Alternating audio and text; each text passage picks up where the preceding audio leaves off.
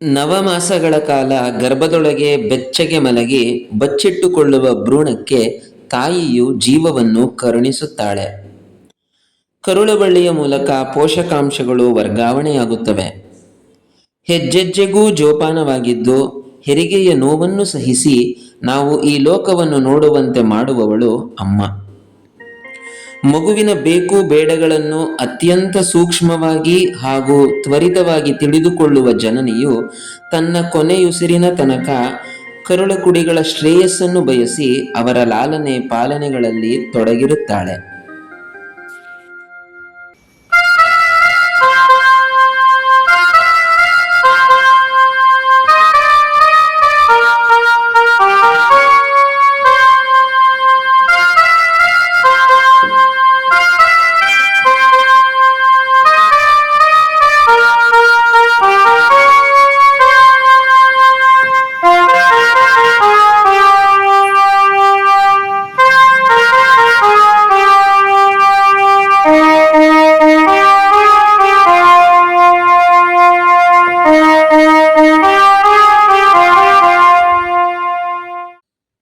ಇಂತಹ ಮಾತೃದೇವತೆಗೆ ವೃಕ್ಷವೊಂದನ್ನು ಹೋಲಿಸಲಾಗಿದೆ. ಅದೇ ಇಂದಿನ ಸಂಚಿಕೆಯ ವೃಕ್ಷ ಪರಿಚಯ.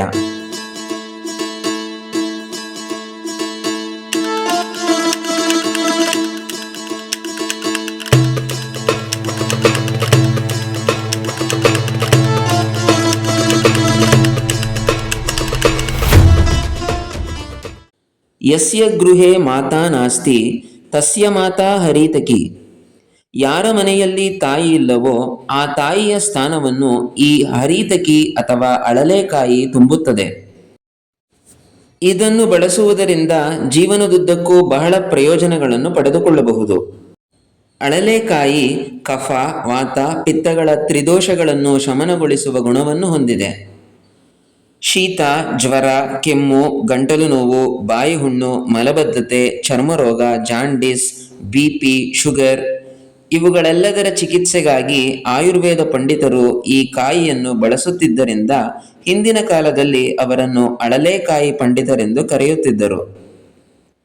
ಸರ್ವರೋಗಗಳನ್ನು ಹರಣ ಮಾಡುವುದರಿಂದ ಇದಕ್ಕೆ ಹರಿತಕಿ ಎಂಬ ಹೆಸರು ಬಂದಿದೆ. ಇದು ನಮ್ಮೊಂದಿಗಿದ್ದರೆ ಆರೋಗ್ಯದ ಬಗ್ಗೆ ಭಯ ಪಡುವ ಅಗತ್ಯವಿಲ್ಲ. ಆದ್ದರಿಂದ ಇದಕ್ಕೆ ಮತ್ತೊಂದು ಹೆಸರು ಅಭಯ. ಮಾನಸಿಕ ತೊಂದರೆಗಳನ್ನು ನಿವಾರಿಸುವುದರಿಂದ ಇದನ್ನು ಅವ್ಯಥ ಎಂದು ಕರೆಯುವರು. ಜೀವಂತಿ, ಪಥ್ಯ, ಅಮೃತ ಎಂಬ ಹೆಸರುಗಳನ್ನು ಸಹ ಈ ಕಾಯಿಯು ಒಳಗೊಂಡಿದೆ. ಇದರ ಮತ್ತೊಂದು ವಿಶೇಷತೆ ಎಂದರೆ ಇದು ಉಪ್ಪಿನ ರುಚಿಯೊಂದನ್ನು ಬಿಟ್ಟು ಬೇರೆಲ್ಲ ರುಚಿಗಳನ್ನು ಹೊಂದಿದೆ. ಇದರಲ್ಲಿ ಒಗರಿನ ಅಂಶ ಹೆಚ್ಚಾಗಿದ್ದು ಸಿಹಿ, ಖಾರ, ಕಹಿಯ ರುಚಿಗಳನ್ನು ಸಹ ಹೊಂದಿರುವ ಕಾಯಿಯಾಗಿದೆ. ನಮ್ಮ ರೋಗ ನಿರೋಧಕ ಶಕ್ತಿಯನ್ನು ಹೆಚ್ಚಿಸಲು ಅಳಲೆಕಾಯಿ ಬಹಳ ಪರಿಣಾಮಕಾರಿ. ಇಂದಿನ ಯುವಜನತೆ ಹೆಚ್ಚು ತಲೆಕೆಡಿಸಿಕೊಳ್ಳುವುದು ತಮ್ಮ ಸೌಂದರ್ಯ ಮತ್ತು ಫಿಟ್ನೆಸ್ನ ಬಗ್ಗೆ. ಇದಕ್ಕಾಗಿ ಕೆಲವರು ದುಡಿದಿದ್ದನ್ನೆಲ್ಲ ಖರ್ಚು ಮಾಡಲು ಸಿದ್ಧರಾಗಿರುತ್ತಾರೆ. ಇಷ್ಟೆಲ್ಲ ಮಾಡಿದರೂ ನಿರೀಕ್ಷಿತ ಫಲಿತಾಂಶ, ತೃಪ್ತಿಗಳೆರಡೂ ಸಿಗುವುದಿಲ್ಲ. ನಮ್ಮ ಪೂರ್ವಿಕರು ಯಾವ ಸೌಂದರ್ಯವರ್ಧಕ ವಸ್ತುಗಳನ್ನೂ ಬಳಸುತ್ತಿರಲಿಲ್ಲ. 60ರ ಹರೆಯದಲ್ಲೂ 20ರ ಯುವಕರಂತೆ ಕಾಣಲು ಯಾವ ಚಿಕಿತ್ಸೆಯನ್ನೂ ಪಡೆದವರಲ್ಲ. ಗಟ್ಟಿಮುಟ್ಟಾಗಿರಲು ಜಿಮ್ಗಳಿಗೆ ಹೋದವರಲ್ಲ. ಅವರ ಆರೋಗ್ಯದ ಹಿಂದಿನ ಗುಟ್ಟು ಇಂತಹ ಪ್ರಕೃತಿಜನ್ಯ ವಸ್ತುಗಳಲ್ಲಿತ್ತು. ಯಂತ್ರಗಳಿಗೆ ಅವಲಂಬಿತರಾಗದೆ ಮೈ ಬಗ್ಗಿಸಿ ದುಡಿದು ಹೊಟ್ಟೆ ತುಂಬ ತಿಂದು ಕಣ್ತುಂಬ ನಿದ್ರೆ ಮಾಡುವ ಜೀವನ ಶೈಲಿ ಅವರನ್ನು ದೀರ್ಘಾಯುಷಿಗಳನ್ನಾಗಿ ಮಾಡುತ್ತಿತ್ತು. ಅಳಲೆಕಾಯಿಯು ನಮ್ಮ ಬೊಜ್ಜನ್ನು ನಿವಾರಣೆಗೊಳಿಸಿ ಸೌಂದರ್ಯವನ್ನು ಹೆಚ್ಚಿಸಿ ಅತೀ ಬೇಗನೆ ಮುಪ್ಪು ಬಂದವರಂತೆ ಕಾಣುವುದನ್ನು ತಪ್ಪಿಸುತ್ತದೆ. ಇಷ್ಟೆಲ್ಲ ಪ್ರಯೋಜನಗಳುಳ್ಳ ಅಳಲೆಕಾಯಿಗಳನ್ನು ನಮ್ಮಿಷ್ಟ ಬಂದಂತೆ ಸೇವಿಸುವುದರಿಂದ ಹಲವಾರು ತೊಂದರೆಗಳು ಉಂಟಾಗಬಹುದು. ಆದ್ದರಿಂದ ಯಾವ ದ್ರವ್ಯದೊಂದಿಗೆ ಇದನ್ನು ಯಾವ ಅನುಪಾತದಲ್ಲಿ ಮಿಶ್ರಿಸಿ ಸೇವಿಸಬೇಕು, ಯಾವ ಋತುವಿನಲ್ಲಿ ಹೇಗೆ ಸೇವಿಸಬೇಕು ಎಂಬುದರ ಮಾರ್ಗದರ್ಶನ ಅತ್ಯಗತ್ಯ. ಹೀಗಾಗಿ ಇದನ್ನು ಸೇವಿಸುವ ಮುನ್ನ ಸೂಕ್ತ ಆಯುರ್ವೇದ ತಜ್ಞರನ್ನು ಭೇಟಿ ಮಾಡುವುದು ಒಳಿತು. ಹಿಂದಿನ ಕಾಲದಲ್ಲಿ ಬಟ್ಟೆಗಳಿಗೆ ಹಳದಿ ಬಣ್ಣವನ್ನು ಹಾಕಲು ಅಳಲೆಕಾಯಿಯ ಸಿಪ್ಪೆಗಳಿಂದ ಡೈಗಳನ್ನು ತಯಾರಿಸುತ್ತಿದ್ದರಂತೆ.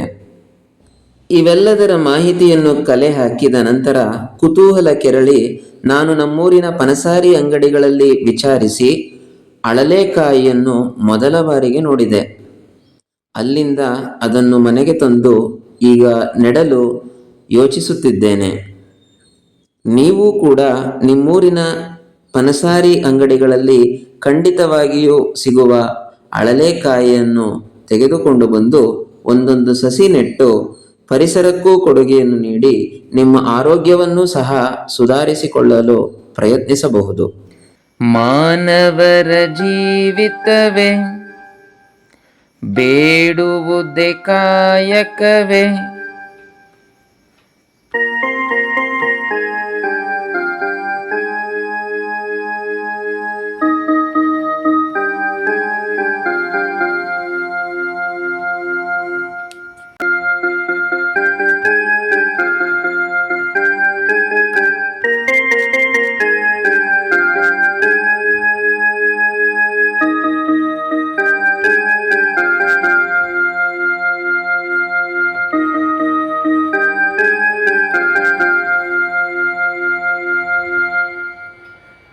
ಧನ್ಯವಾದಗಳು. ಮುಂದಿನ ಸಂಚಿಕೆಯಲ್ಲಿ ಮತ್ತೆ ಭೇಟಿಯಾಗೋಣ.